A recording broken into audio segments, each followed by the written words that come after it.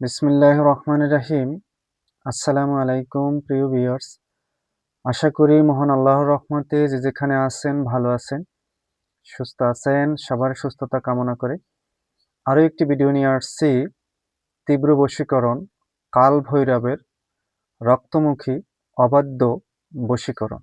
এই কাল ভৈরবের রক্তমুখী অবাধ্য বশীকরণ কুফরি মন্ত্র।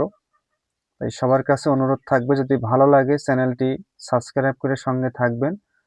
ভালো লাগবে না স্কিপ করে বেরিয়ে যাবেন, সম্পূর্ণ ভিডিও দেখার দরকার নাই। যদি আপনাদের ভালো লাগে, উপকারে আসে, তাহলে দেখবেন। ভালো লাগবে না স্কিপ করে বেরিয়ে যাবেন। দয়া করে কেউ বাজে মন্তব্য করবেন না। আজকের এই কাল ভৈরবের রক্তমুখী অবাধ্য বশীকরণ, এটা কিন্তু স্বয়ং পরীক্ষিত। তবে মন্ত্রটা হোক কুফরি মন্ত্র। যদি কেউ মনে চায় তো করবেন কাজ, মনে চাইবেন না স্কিপ করে বেরিয়ে যাবেন। হ্যাঁ, এই এই যে কিতাবটা সংগ্রহ করেছি আমি, কিতাবটার যতগুলো মন্ত্র আছে 30% মন্ত্রই কুফরি। এই কারণে অনেকে কুফরি মন্ত্র চান, যাদের অনুরোধে দিতেছি। না হলে কুফরি মন্ত্র দিয়ে কাজ করলে যে আপনি দিন থেকে খারিজ হয়ে যাবেন অথবা আপনি শয়তান হয়ে যাবেন মুমিন থেকে, এটা চিন্তা ভাবনা কেউ করবেন না। সর্বকথার এক কথা হলো, আপনার দিলটাকে পরিষ্কার রাখতে হবে, আল্লাহর উপরে বিশ্বাস রেখে আপনার কাজ করতে হবে। তবে আল্লাহর শত্রু হওয়া যাবে না, আল্লাহর সাথে যুদ্ধ করা যাবে না। মন্ত্রটা একটা, মনে করেন যে যে কোনো জিনিসের একটা প্রক্রিয়া থাকে, সেটা যে যে রকমের খাটায়। আমি এই কুফরি মন্ত্র কখনো খাটাই না, বা এর সম্বন্ধে আমি আপনাদের বলতেও চাই না। যদি আপনাদের ভালো লাগে খাটাবেন। তবে এই কুফরি মন্ত্র দিয়ে আমি অনেকগুলো মন্ত্র কুফরি মন্ত্র দিয়েছি, অনেকেই সুফল পেয়েছে এবং কাজ করতেছে তাদের নিজের ব্যক্তিগত ইচ্ছায়। সর্বপ্রথম স্ক্রিনে মন্ত্রটা দেখেন, এটা হলো মন্ত্র। এই মন্ত্র কি নিয়মে কাজ করবেন আমি একবারে খুব সহজেই বলে দেব। ধৈর্য ধারণ করে সম্পূর্ণ ভিডিও দেখবেন যদি আপনাদের ভালো লাগে। সর্বকথার কথা হলো, একটি ভোজপাত্র সংগ্রহ করবেন। ভোজপাত্র দশকর্মা দোকান থেকে পাবেন। সেখানে একটি ভোজপাত্র সংগ্রহ করবেন একটু বড় সাইজ দিয়ে, এবং সপ্তাহে একদিন করতে পারবেন, সেটা হলো শনিবার। শনিবার দিন রাতে নির্জনে, মানে 11টার থেকে বসবেন। নির্জনে বসে পূর্ব দিকে মুখ করে আসন পেতে বসে ভোজপাত্রে আপনার প্রেমিকার অথবা প্রেমিকার নাম লিখবেন। ছেলে অথবা মেয়ে যারই আনেন একই নিয়ম। তার নাম লিখবেন, প্লাস দিয়ে আপনার নাম লিখবেন, তার মায়ের নাম বাবার নাম প্লাস দিয়ে লিখে ভোজপাত্রটার সামনে রেখে তিনটি ধূপকাঠি একটি মোম ধরাইয়া আসন পেতে বসে এই মন্ত্র 101 বার পড়ে সেই ভোজপাত্রটায় যেটায় নাম লিখেছেন, তবে নাম অবশ্যই লিখবেন আপনার অনামিকা আঙ্গুলের রক্ত দিয়ে। আমাদের 5টা আঙ্গুলের এটাকে অনামিকা বলে। এই এই অনামিকা আঙ্গুলের রক্ত দিয়ে আপনার এই ভোজপাত্রতে প্রেমিক অথবা প্রেমিকার নাম লিখতে হবে। আপনার বউ চলে গেছে, আপনার বউর নাম লিখবেন, আপনার নাম লিখবেন প্লাস দিয়ে, তারপর আপনার শাশুড়ির নাম লিখবেন, তারপর আপনার বাবার নাম লিখবেন।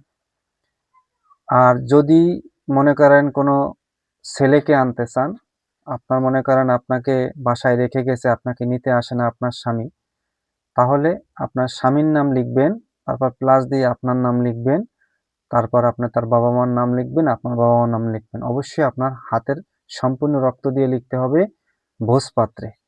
লিখে এই মন্ত্রটায় 101 বার পড়ে সেই ভোজপাত্রটায় ফু দিতে হবে। ভোজপাত্রে ফু দেওয়া হয়ে গেলে রূপা অথবা রূপার মাদুলি অথবা তামার মাদুলি অথবা লোহার মাদুলিতে ভাঁজ করে সুন্দর করে ভরবেন। ভরে শ্মশানে এক কর্নারে অথবা কবরের এক কোনায়, যেখানে কবরটা সের এক কোনায় গেড়ে দিতে হবে। মাটির নিচে গেড়ে দিতে হবে।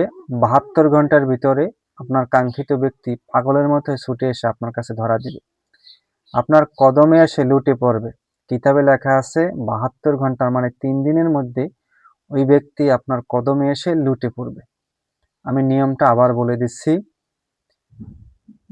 এই বশীকরণ কাজটি করতে হলে প্রথমে একটি ভোজপাত্র কিনবেন দশকর্মা দোকান থেকে। সপ্তাহে একদিন, সেটা হলো শনিবার দিন রাতে 11টার সময় পূর্ব দিকে মুখ করে বসবেন নির্জনে। 3টি ধূপকাঠি, একটি ঘিয়ের প্রদীপ, একটি মোম ধরাবেন, আর না হলে একটি ঘিয়ের প্রদীপ ধরাবেন।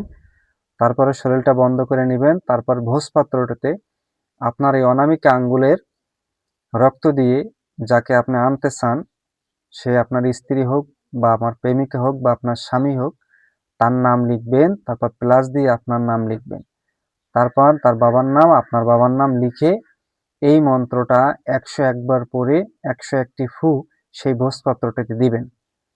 দিয়ে সেটাকে তাৎক্ষণিক ভাঁজ করে একটি রূপার মাদুলি অথবা লোহার মাদুলিতে ভরবেন। ভরে মুখটা ভালো করে মোম দিয়ে বন্ধ করবেন। তবে চাকার মোম দিয়ে বন্ধ করবেন, আগুন গলায় গলায় মোম দিয়ে বন্ধ করবেন না।